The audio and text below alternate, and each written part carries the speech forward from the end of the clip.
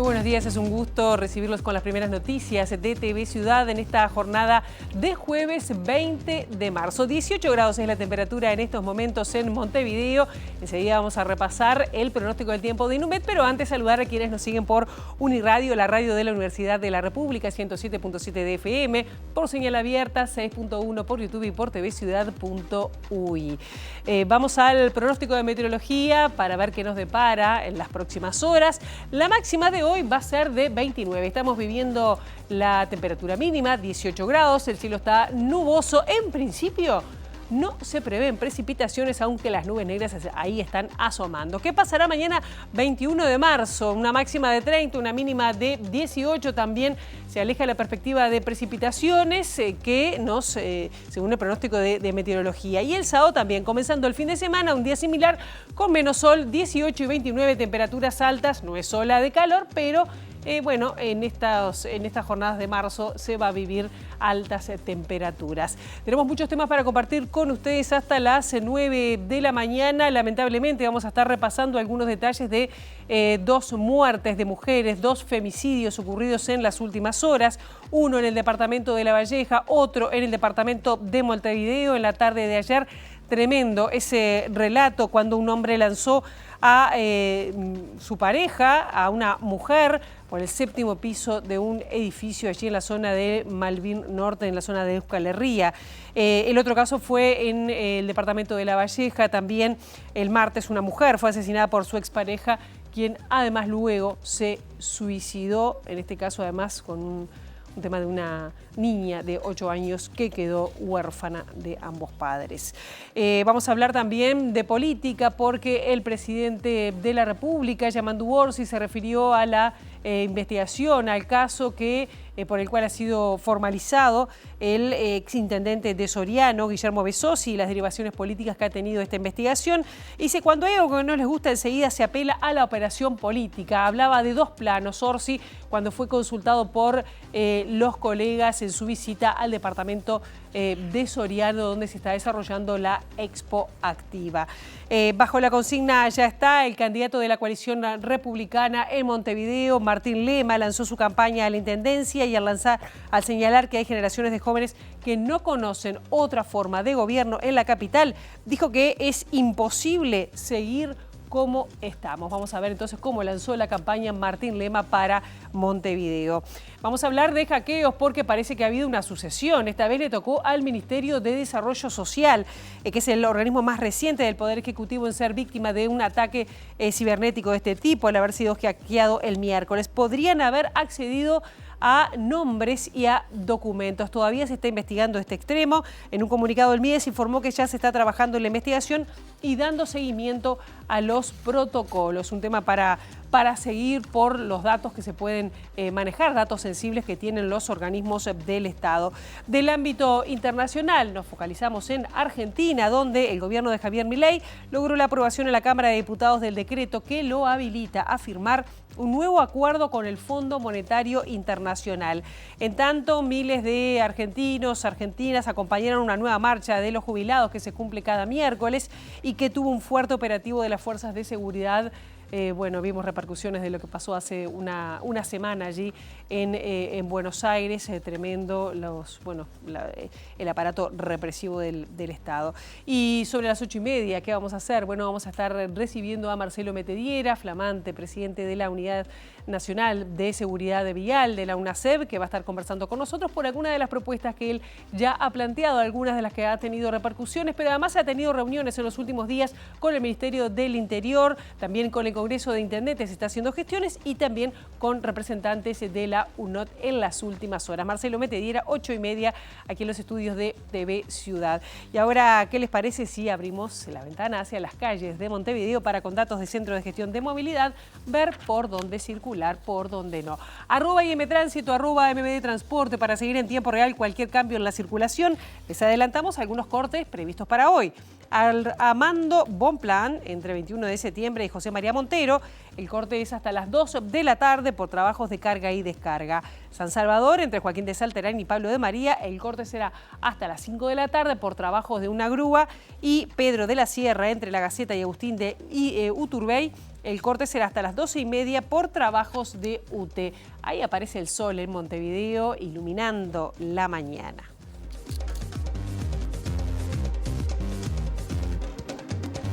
Y comenzando el desarrollo informativo, lo hacemos con una noticia que no es grata de dar, y estamos hablando de 2 femicidios en las últimas horas. Como dijimos, uno en Montevideo, otro en La Valleja, con consecuencias fatales, ¿no?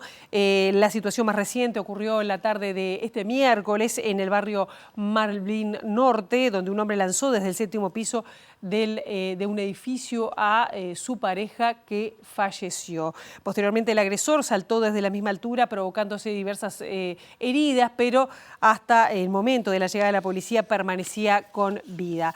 El martes, una mujer de 40 años fue asesinada en el departamento de La Valleja, también por su expareja, un hombre que luego se suicidó tras cometer el asesinato. El femicida había sido policía y también luego fue destituido tras un delito de violencia doméstica agravada cometido hace 13 años contra otra mujer. La víctima y el homicida tenían una hija de 8 años que está bajo custodia de su abuela materna por decisión judicial. La unidad de víctimas y testigos de la Fiscalía le está prestando asistencia tanto a la niña como a una tía que es hermana de la mujer asesinada. Y hablando de temas que tienen que ver, Andrea Tuana, directora de la ONG El Paso, se refirió a este tema, a la situación que atraviesa nuestro país respecto a la violencia de género y sobre todo a la aplicación de la ley de violencia basada en género hacia las mujeres. Enfatizó que es necesario que se implemente la ley. Si bien se ha avanzado mucho en las últimas décadas, sí es necesario que empecemos a trabajar en la transformación, ¿no? en lo que es el sistema de producción de la violencia. Es tremendo, es frustrante y genera mucho dolor y mucha impotencia ver cómo se siguen sucediendo estas situaciones que las podemos prevenir. Muchas veces nos preguntamos si hubieron denuncias previas. Hay un trabajo que hay que mejorar. Y que hay que hacer un cambio profundo, que es la atención cuando el caso ya está presentado. Ahí hay que mejorar mucho y por eso decimos que es necesario implementar la ley 19.580, es necesario mejorar la respuesta en todo el sistema de justicia, tanto para la persecución del delito y para bajar los niveles de impunidad como para la protección. Pero también hoy, bueno, que estamos en un nuevo gobierno que se está instalando, creo que es un momento muy importante para poder empezar a trabajar en la prevención. La capacitación de todo funcionario que tiene que atender una situación de violencia es clave. Hoy la universidad lamentablemente no está formando, por lo menos en sus carreras de grado, en forma obligatoria, a los profesionales que luego salen a atender, y eso es un problema porque no basta con tener un título para poder atender una situación de violencia. Hay que saber, hay que especializarse, hay que conocer. Lo mismo cuando estamos hablando de funcionarios públicos, sean policías, sean médicos, los que sean, que están atendiendo permanentemente, necesitan tener una capacitación para poder valorar el riesgo, para saber cuáles son los pasos a seguir y para poder hacer buenos informes también para colaborar en el. En Uruguay casi la mitad de los nacimientos es por cesárea y esto representa un mal indicador sanitario, además con diferencias entre el sector público y el privado. Este dato surgió de la Comisión Nacional Asesora sobre Derechos Sexuales y Reproductivos, que se reunió este miércoles en el Ministerio de Salud Pública con la sociedad civil, la academia y también representantes del Poder Legislativo. Esta comisión va a generar la Agenda 2025-2030 con 4 ejes temáticos. El primero con foco en los ciclos de vida de la mujer, desde el embarazo hasta la menopausia. El segundo sobre sexualidad, incluyendo los derechos de la población LGBTIQ+, y la violencia de género. También la seguridad en los procesos asistenciales, con énfasis en el aumento de las cesáreas. Brioso asegura que hay más cesáreas en el sector privado y en Montevideo, y lejos de ser una mejora en la atención, es un mal indicador sanitario. El parto siempre es mejor que la cesárea. La cesárea es una opción terapéutica formidable siempre que esté indicada. La cesárea innecesaria es una deshumanización de los cuidados. Creemos que hay que promover mucho la profesión autónoma de la obstetra partera, que es la que está capacitada para llevar adelante la atención del parto, en conjunto con el ginecólogo y el equipo multidisciplinario, pero la partera tiene un rol fundamental. También asegurar la la prevención del dolor en el parto, ¿no? El paridad con dolor que dice la Biblia es una cosa un poquito vieja y hoy no hay que tener todos los mecanismos. Brioso sostuvo que es fundamental trabajar en un cuarto eje que engloba lo relativo a la reproducción, desde la interrupción voluntaria del embarazo hasta la fertilización asistida. Asegura que no se pedirá ninguna modificación legislativa a la Ley 18.987 sobre la interrupción voluntaria del embarazo o ley de aborto. Sin embargo, hay cambios que se pueden revisar en lo que tiene que ver con la reglamentación y la normativa vigente de la aplicación de la ley, que creemos que es básico tratar de evaluar, ya que esta ley ya tiene 13 años de implementación y ha cambiado grandemente muchos de los aspectos, primero de nuestra población, somos un país de inmigrantes, y también del control sanitario, ¿verdad? Por ejemplo, el screening que se hace hoy de manera universal a las 12 semanas, a veces arroja que hay malformaciones y parece ilógico que eso no se contemple dentro del marco de la ley de IVE, si es que la pareja entiende que lo mejor es la interrupción del embarazo. Y seguimos hablando de temas sanitarios y vamos a hablar de los tratamientos de fertilidad asistida, que ustedes saben que son costosos. Y justamente un grupo de pacientes y expacientes de tratamientos de reproducción asistida por infertilidad reclaman copago cero en el tratamiento que brinda el Ministerio de Salud Pública a través del Fondo Nacional de Recursos. En los próximos días, estos expacientes y pacientes se van a reunir con autoridades del Ministerio. La única prestación del Fondo Nacional de Recursos que tiene copagos. Esto se hizo porque en aquel 2013, cuando surge la ley 19.167 de reproducción humana asistida, se pensó en que iban a venir 1.800 solicitudes al año para esta prestación. Entonces el decreto reglamentario del 2015 pone copagos, pero la ley no. La ley habla de un subsidio total o parcial y el decreto decide que sea de forma parcial con copagos, justamente por este motivo. Al día de hoy tenemos 600 solicitudes al año, o sea, estamos lejísimos de lo que ellos en aquel momento pensaban, y además tenemos un 40% de las pacientes que con carpeta presentada y aprobada no pueden comenzar los tratamientos porque no pueden pagar estos copagos, que son poco equitativos, muy altos, y además que no es un copago solo, sino que es un copago y, por ejemplo, una transferencia en diferido implica otro copago. Cada intento es un copago muy grande y a veces estos procedimientos no son garantía y a veces no alcanza con hacer un solo tratamiento, necesitamos como seguir adelante y para tener nuestros hijos hacer más de un intento. Hoy, por ejemplo, hablaba con una paciente que hizo 3 intentos de reproducción y me decía, embarazada de 21 semanas, mi hijo me costó $35.000. Bien, y vamos a otros temas, esta vez políticos, porque siguen las repercusiones sobre la formalización del exintendente de Soriano, Guillermo Besosi. Fue consultado por este tema el presidente de la República, Yamandú Orsi, quien dijo que el sistema político no debe caer en el error de señalar que hay una conspiración político-partidaria, en este caso de referencia, y haciendo también alusión a las críticas que han surgido desde el Partido Nacional. Advirtió que así se empezó a afectar el sistema democrático en otros países. Orsi participó este miércoles en Mercedes de la inauguración de la 28ª edición de la Expo Activa. Luego de la actividad, el presidente se refirió a la situación de Besosi y rechazó las imputaciones de conspiración que se le atribuyen a la Fiscalía. Lo primero, somos todos inocentes hasta que la justicia emite un veredicto. Acá medio como que se ha instalado en el país que cuando Fiscalía, que es quien encuentra mérito como para que la justicia actúe, cuando Fiscalía emite un fallo, ya como que ahí pasamos a ser culpables. Acá, hasta que la justicia no dice y no dictamina, hasta que el Poder Judicial no dictamina, somos todos inocentes. Eso es lo que quiero precisar, porque ya hemos tenido varias experiencias. Donde se instala que fulanito, menganito, sí, se nos convoca, la justicia nos convoca porque considera que hay mérito para analizar. El fallo es el fallo. Entonces lo primero que hay que tener en cuenta es eso. Todos somos inocentes hasta que no se demuestra lo contrario y no al revés.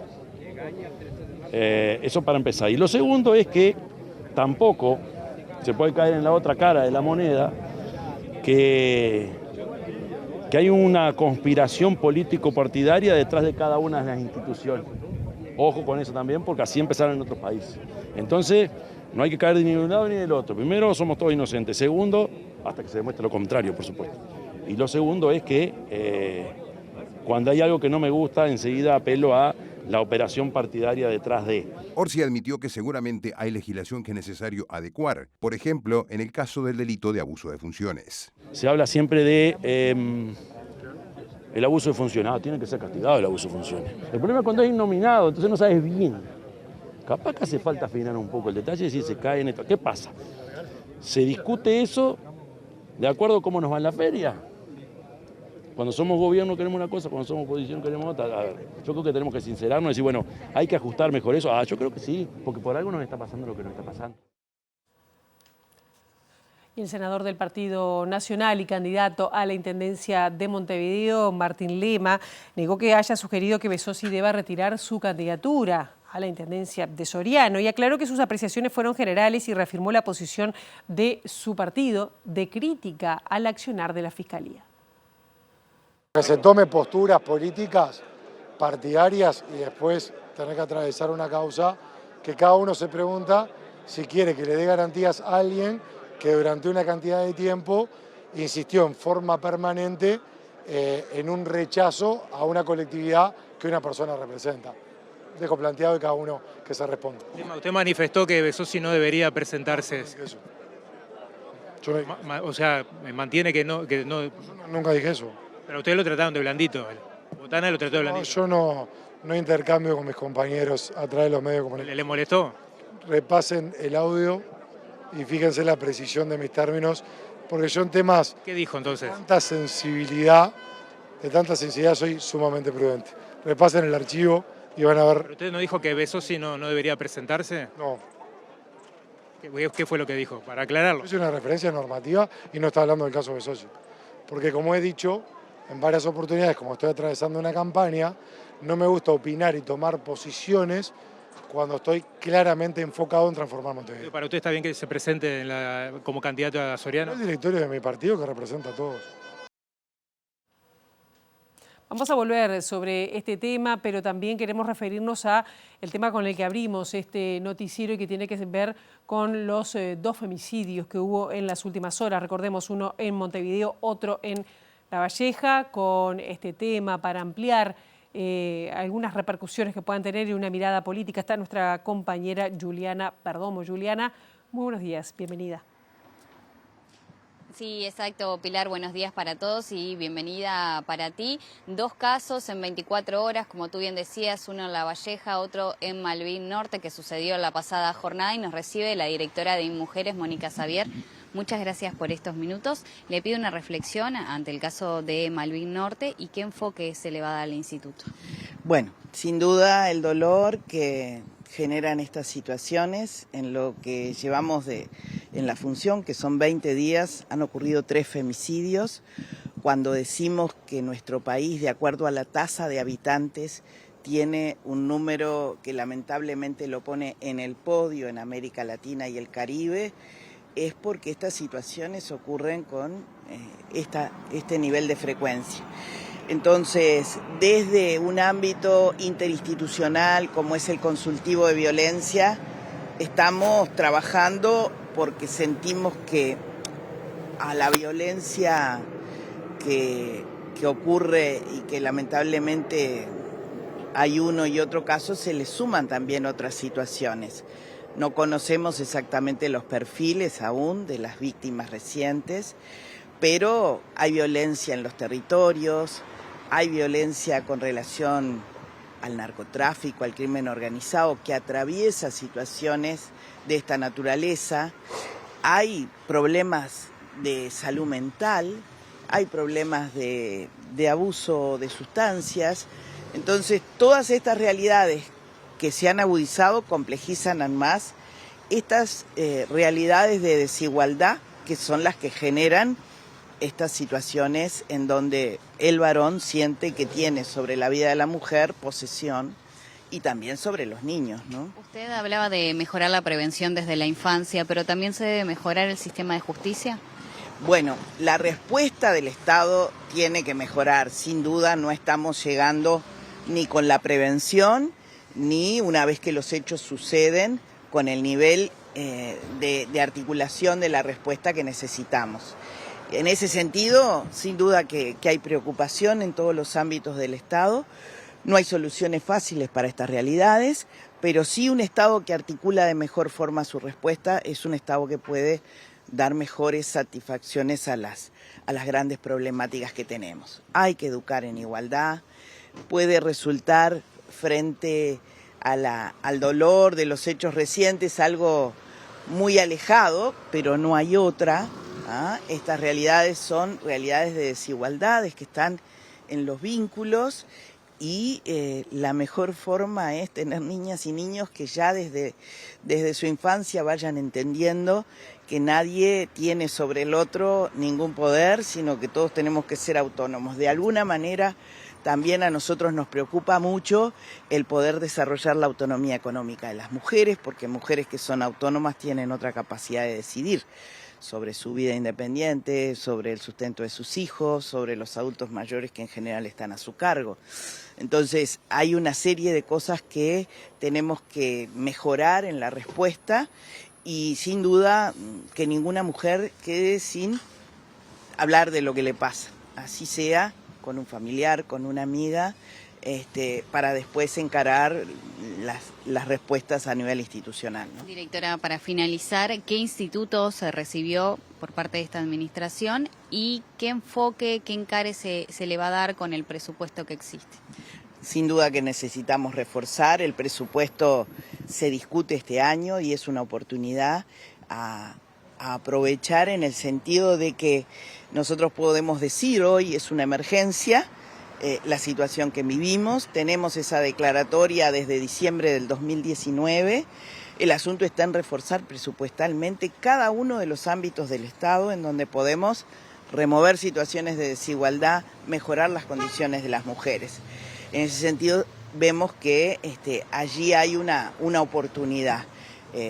La respuesta desde la vivienda para mujeres que deben abandonar sus hogares es fundamental, no es una sola, hay que diversificar las ofertas y en el acto conmemorativo del 8 de marzo hay 90 propuestas de cada uno de los ministerios más OPP para empezar a remover estas situaciones que promueven y generan desigualdad y que debemos revertir a la brevedad.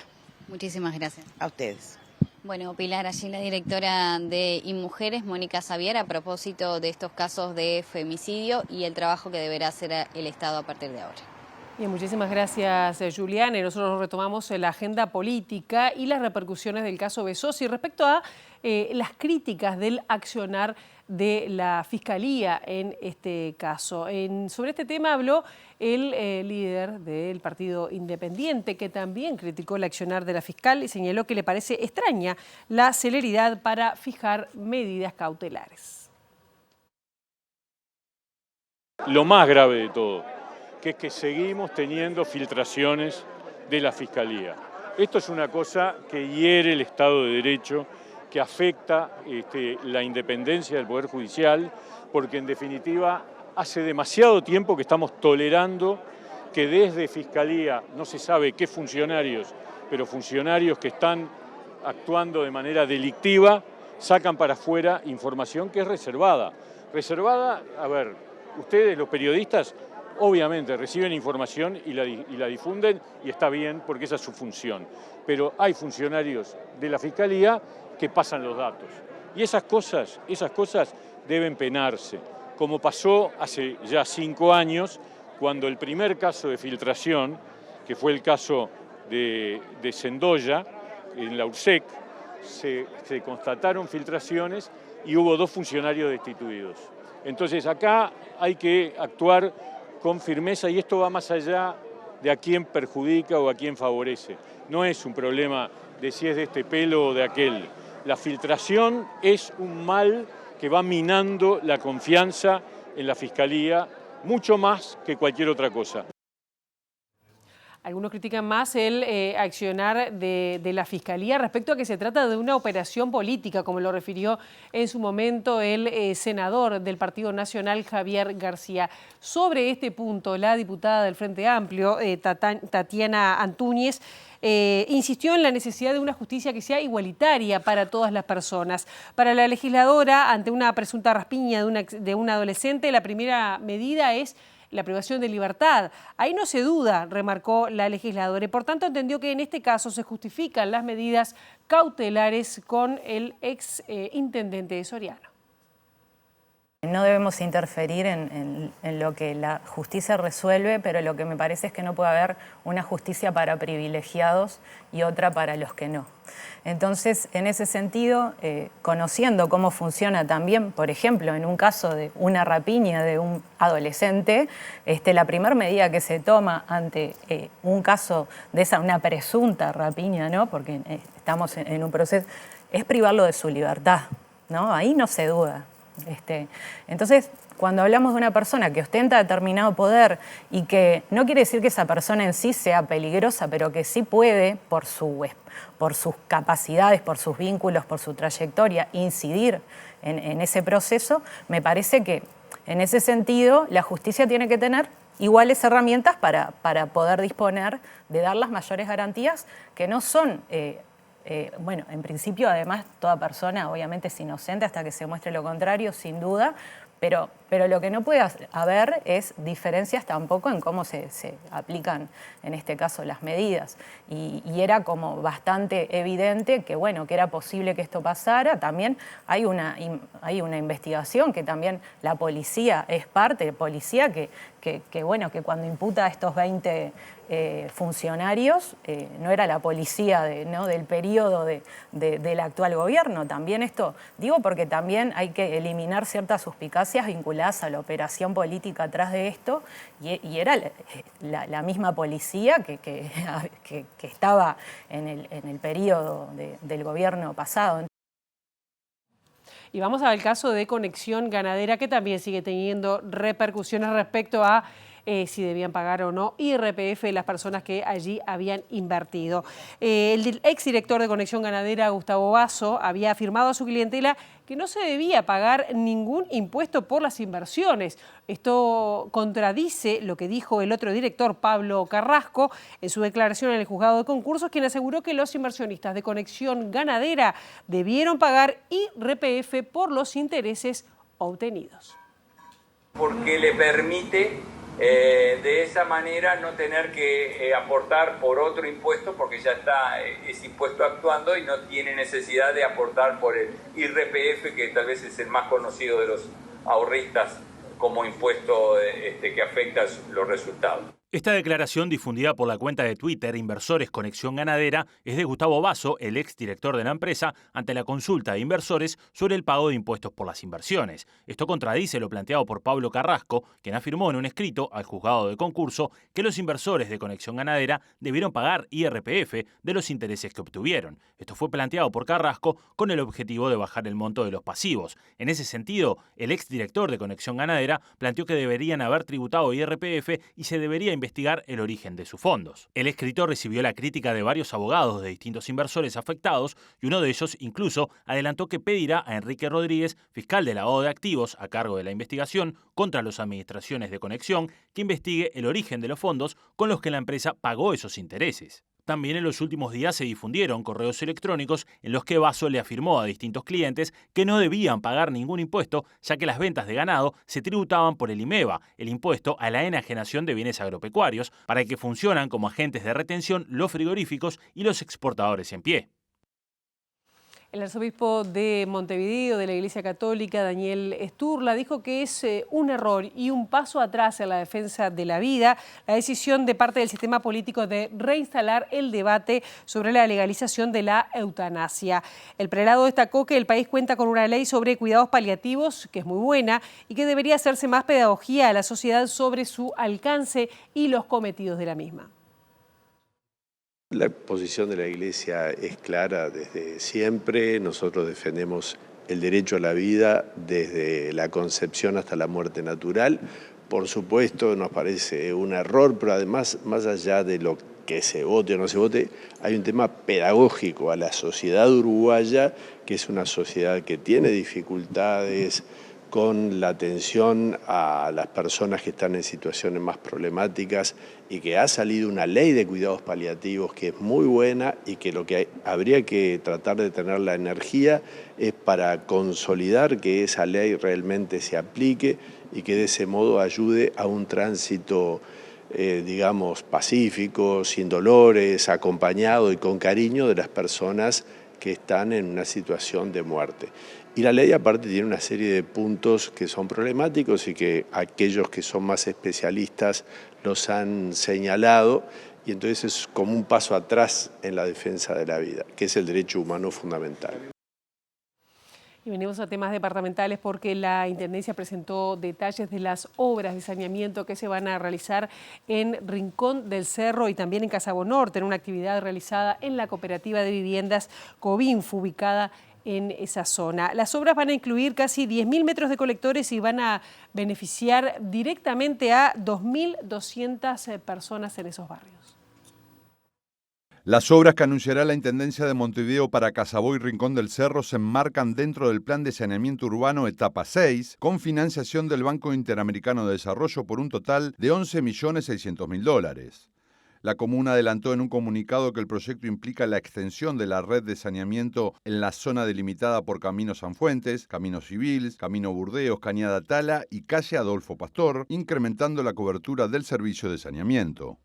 Está prevista la construcción de 9.175 metros de colectores cloacales, 695 conexiones a la red de saneamiento con cámaras, 920 metros de canalizaciones de drenaje pluvial y el acondicionamiento de 1.520 metros de la Cañada Tala. Serán beneficiadas 2.250 personas de manera directa al quedar sus hogares conectados a la red, contribuyendo los trabajos a disminuir el riesgo de inundaciones en las zonas y a mejorar la calidad ambiental de la ciudad en general. Y vamos a hablar de elecciones departamentales porque el candidato de la coalición republicana, Martín Lema, presentó su candidatura de la coalición bajo el lema ya está. Es imposible seguir como estamos, ya está, dejar atrás la ausencia del gobierno departamental.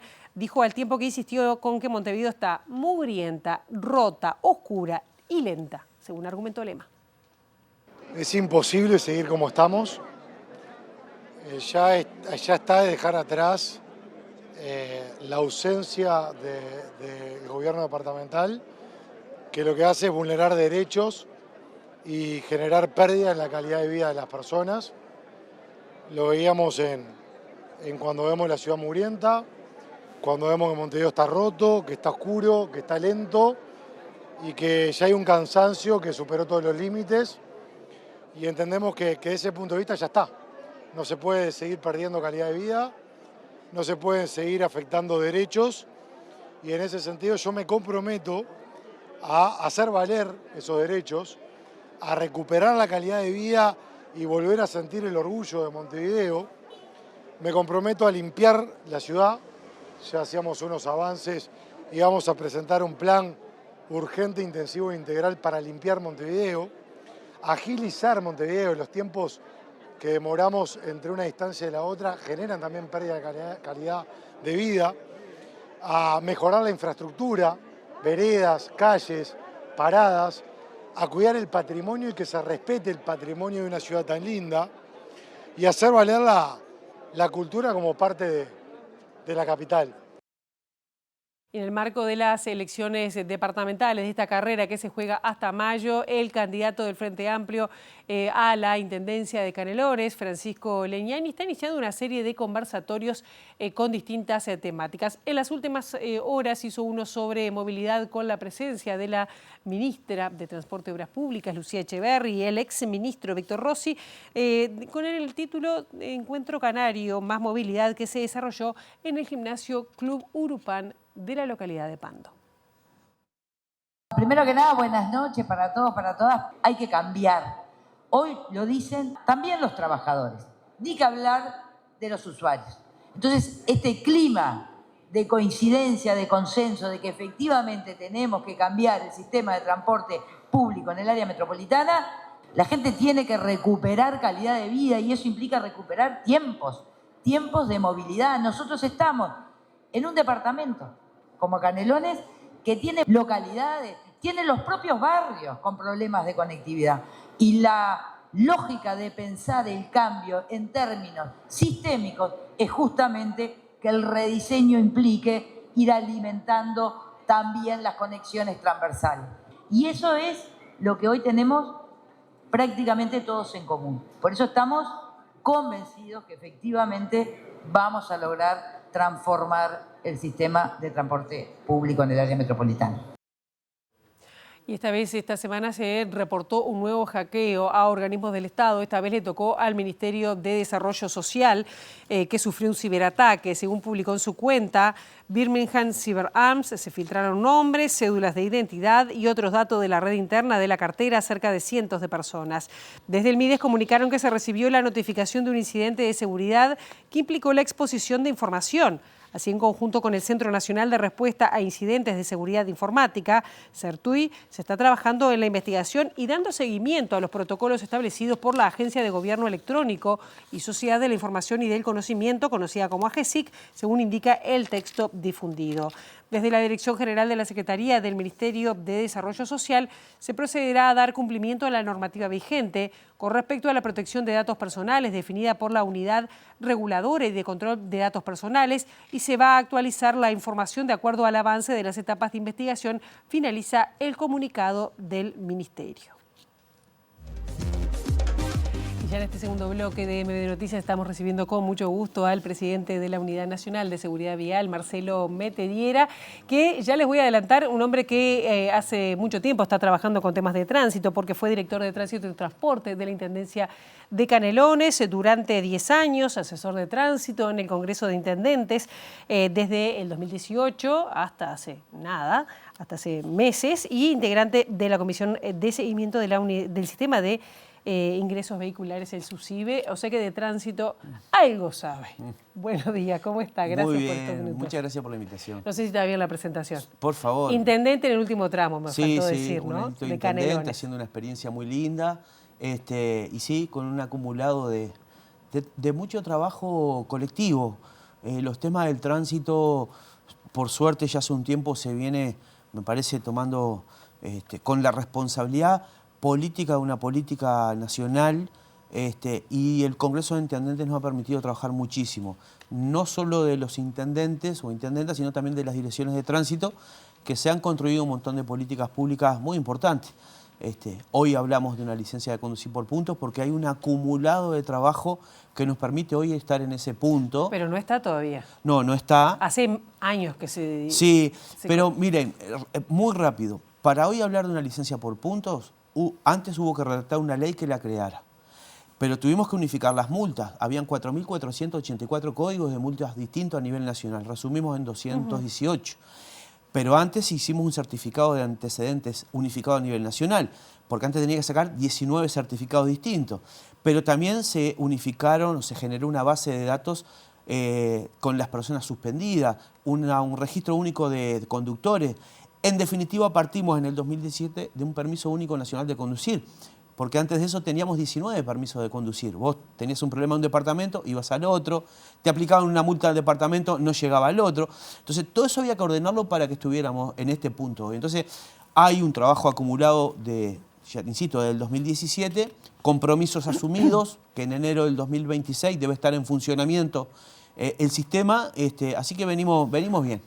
¿Y cómo usted ya ha tenido algunas reuniones? Digo, cuando dice venimos bien, y voy a hacer este último comentario, que tienen más edad, no nos olvidamos de la guerra de las patentes. No son temas sencillos estos de regular todo lo del tránsito, ¿no? Exacto.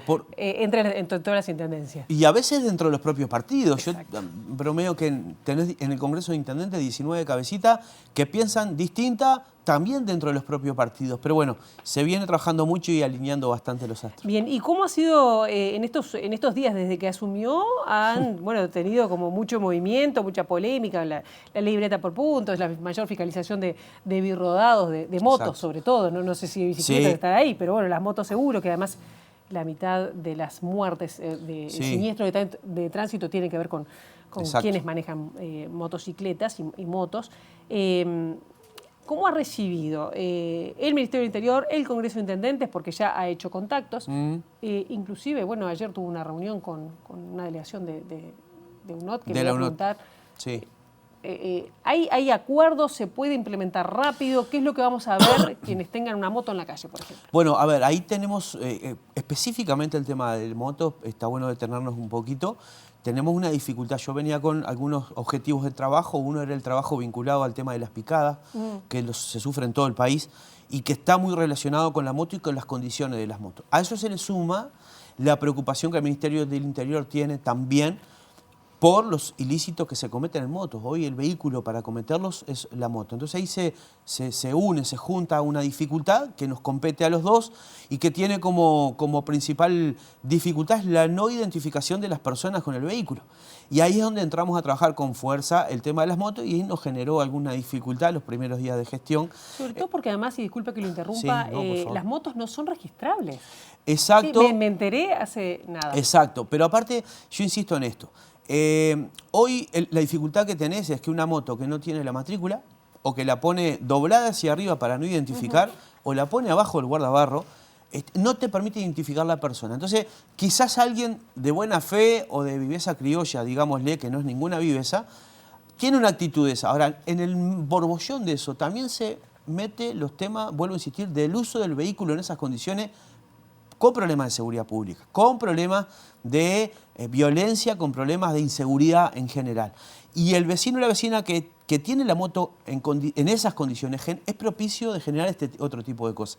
No sé si me explico. O sea, una moto que no la identificás con la persona, no sabes si la está usando un gurí para pasear o una persona para delinquir. ¿Me explico? Y ahí es donde se conjuga eso y es donde estamos trabajando junto con el Ministerio del Interior con fuerza para que eso cambie un poquito. Insisto en esto.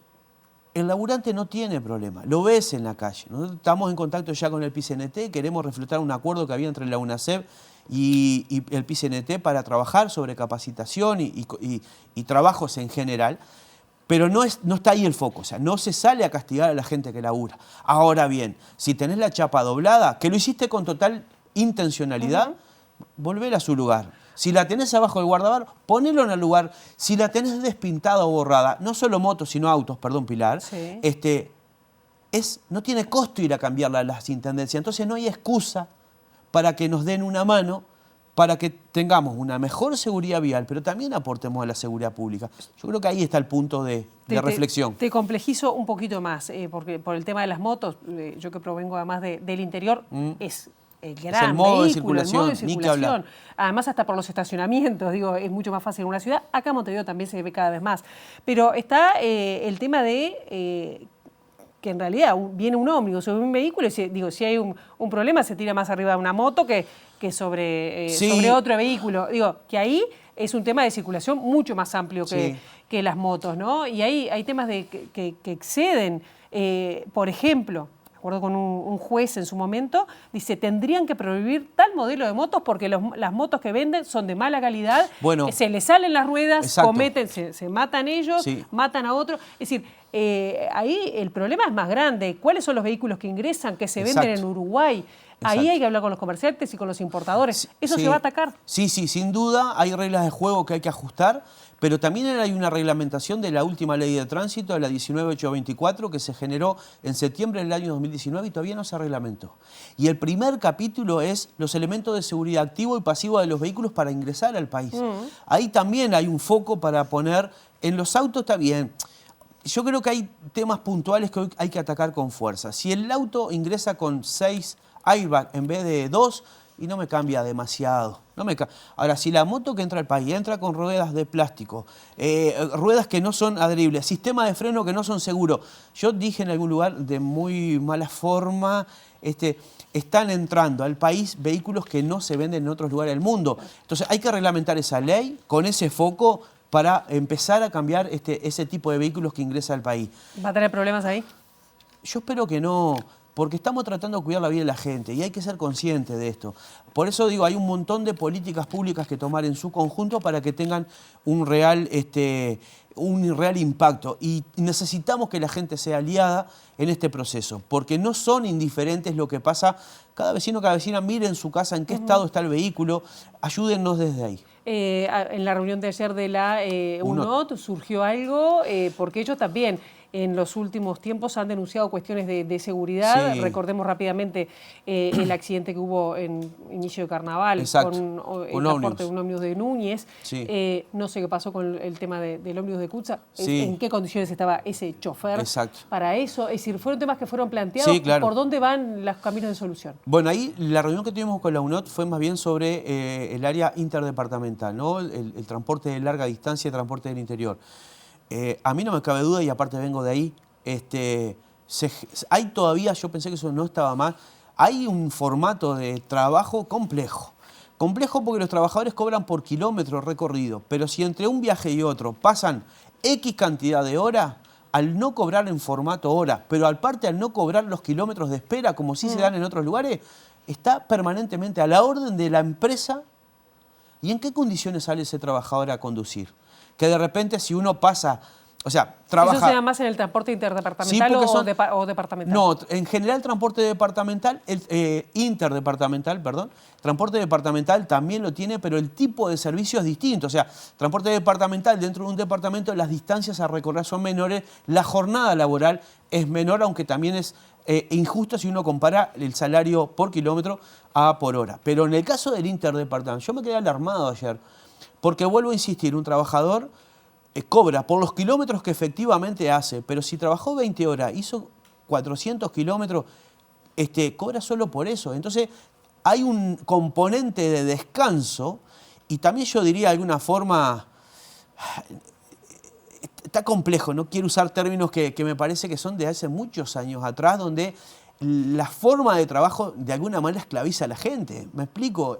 Es muy grosero. Yo creo que ahí sí voy a poner un foco, siempre desde el papel que me toca, del cuidado de la seguridad vial. Porque si esa persona sale a trabajar en esas condiciones, las consecuencias son complejas. Tenemos 30 segundos, pero si tuviera que decir cuáles serían las otras medidas que ya está trabajando en UNACEB, un organismo que se ha visto poco en este último periodo. Bueno, lo primero es eso, volver a poner a la UNACEB en la opinión pública, que estemos discutiendo los temas de tránsito, que tenga presencia en la sociedad uruguaya, ese es un objetivo. Trabajar con la educación curricular, volver a instalar la Junta Nacional de Seguridad Vial, lograr consolidar fiscalías de tránsito que atiendan los temas de tránsito específicamente. ¿Cuántas va a haber? Bueno, vamos a empezar el proceso, ojalá logremos consolidarlo. Hoy Montevideo es el único departamento que tiene y solo tiene 2 turnos de Fiscalía de Tránsito. ¿Por qué? Porque los temas de tránsito van a juzgado de pago, juzgado penales y están desbordados. Entonces no atienden los temas de tránsito y para nosotros eso es un problema. La educación permanente, la fiscalización permanente y la articulación con el Congreso de Intendentes y con las Intendencias, en términos muy generales, junto con el permiso de conducir por punto, son como 5 o 6 políticas públicas que queremos abordar de manera conjunta. ¿Fiscalización implica más multas? Fiscalización implica fiscalización. Más multas habrá si la gente no cumple con las normas de tránsito. Bien, le quedó con pena, y esto ya me tengo que ir. Sí. ¿No postularse a la Intendencia de Canelones? Sí, ni que hablar, porque quienes trabajamos el Ejecutivo y ver cómo transformás la realidad de la gente es hermoso. Entonces, bueno, sí, me quedé ahí con un bichito picando, pero estamos aportando desde lugares donde también se puede ayudar a que la gente viva un poco mejor y bueno, en algún momento andaremos en la vuelta por ahí. Bien, muchísimas gracias por estos minutos. Gracias a usted. Y nosotros ahora seguimos con otros temas porque la Organización Internacional de Médicos Sin Frontera lanzó una campaña para financiar la asistencia que brinda a poblaciones afectadas por crisis y conflictos a nivel mundial. Hay una fuerte estigmatización de las personas migrantes y eso hace que muchos grupos de extorsiones o grupos criminales se aprovechen de estos fenómenos para ahondar más las necesidades que tienen estas personas. Son personas que están siendo víctimas de extorsiones, víctimas de robos, víctimas de tortura, víctimas de violencia sexual, ¿no? En el 2024, Médicos Sin Fronteras, por ejemplo, en México, atendió a más de 600 personas sobrevivientes de violencia sexual, ¿no? La violencia sexual para Médicos Sin Fronteras es una emergencia médica que hoy ninguna organización, ninguna autoridad de salud lo está viendo como tal, ¿no? Entonces, lo que siempre hacemos el llamado a los estados, a los gobiernos, es de que tengamos rutas migratorias legales y seguras para la población. Con respecto a Gaza, Nancy Guerrero dijo que la organización pide tanto la habilitación del ingreso de insumos médicos como la posibilidad de que las personas que requieran asistencia fuera de ese territorio puedan salir y volver con garantías. Estamos horrorizados con los últimos ataques de esta semana. En solo 3 de los puntos de atención que tenemos en Médicos Sin Fronteras en la franja recibimos 75 personas fallecidas y cientos de heridos, ¿no? están rompiendo el cese al fuego, que veníamos ya casi de 2 meses en el que la población palestina estaba tratando, ¿no? O sea, como de empezar a organizar un tanto sus vidas, pero todas las estructuras de salud están destruidas.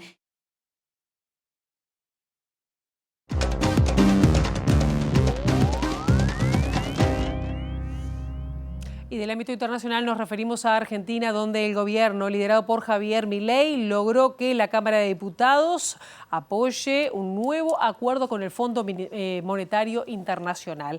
Los libertarios alcanzaron la mayoría gracias a los votos del PRO, de la UCR, la coalición cívica, parte del Encuentro Federal, y los diputados de los gobernadores.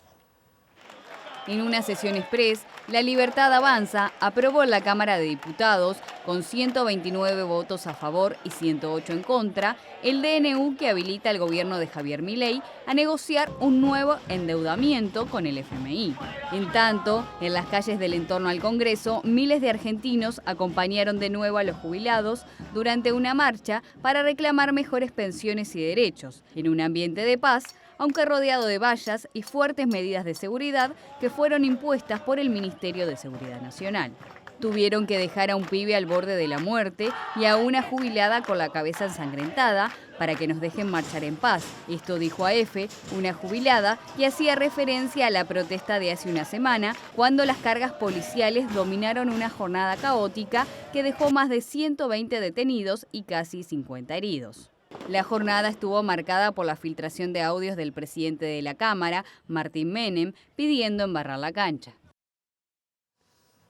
Nos vamos a Israel porque con términos de guerra les contamos que Israel anunció el inicio de operaciones terrestres específicas en Gaza a fin de crear una zona de amortiguación parcial, así lo dice, que bloquea una carretera que conecta de norte a sur el enclave palestino. Los ataques de Israel contra la Franja de Gaza volvieron a recrudecer en esta jornada, con bombardeos que mataron al menos a 20 personas, incluido un trabajador de la ONU, mientras que el Estado Mayor del Ejército israelí niega haber apuntado contra un edificio de esa organización. Mientras tanto, crece el temor a que no se reanude la tregua en el enclave, cuya primera fase había comenzado el 19 de enero, luego que el ejército israelí ordenara nuevas evacuaciones descritas por la ONU como desplazamiento forzado de zonas del norte y el sur del asediado territorio, y que las fuerzas de defensa de Israel anunciaran operaciones terrestres específicas en el centro y sur de la franja para crear una zona de amortiguación parcial entre el norte y el sur del enclave. Hamás, por su parte, aseguró en un comunicado que las operaciones terrestres que Israel inició este miércoles son una nueva y peligrosa violación del acuerdo de alto al fuego y denunció la incursión israelí en el corredor Netzarim, un área militar y puesto de control al sur de la ciudad de Gaza, del que Israel se había retirado el pasado 9 de febrero como uno de los requisitos de la primera fase del acuerdo de alto al fuego. Mientras tanto, crece el rechazo de miles de israelíes hacia el primer ministro Benjamín Netanyahu por su decisión de despedir al jefe de los servicios secretos, el Shin Bet, Ronen Bar, por su responsabilidad en los ataques del 7 de octubre y exigieron el retorno de los rehenes que permanecen en Gaza en una protesta que marchó hasta la vivienda del jefe de gobierno en Jerusalén. Hasta aquí llegamos con esta primera edición. Ahora quedan en compañía de Ciudad Viva. La actualización informativa llegará a las 13, a las 18:55 y nosotros nos reencontramos con el gusto de siempre mañana viernes a las 8 con las primeras noticias de TV Ciudad. Pasen ustedes muy bien.